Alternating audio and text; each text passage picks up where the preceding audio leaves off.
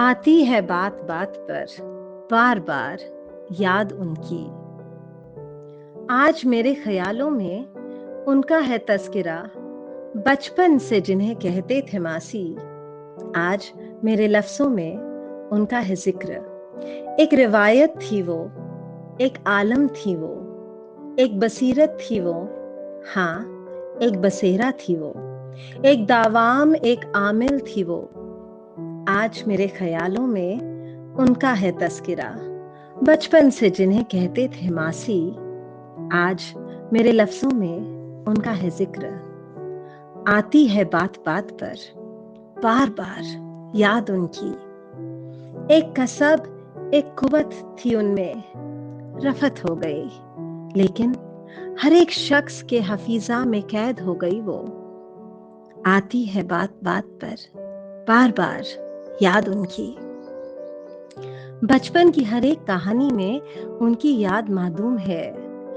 हम में से बहुत हैं जिनकी जिंदगी में कहानियों के सिलसिले उन्हीं से शुरू हुए थे।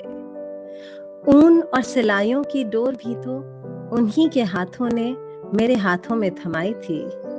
जिंदगी की उधेड़ और बुन का सिलसिला भी तो उन्हीं से शुरू हुआ था। आती है बात बात पर बार बार याद उनकी। जब उकबा पर थी, पहचान रही थी, कुछ कह रही थी, या फिर मुझे कहानी सुनाना चाह रही थी। जब बेबस आंखों से देख रही थी बेबसी हमारी, रोए बिना भी आंख भर आ रही थी हमारी। आती है बात बात पर बार बार याद उनकी।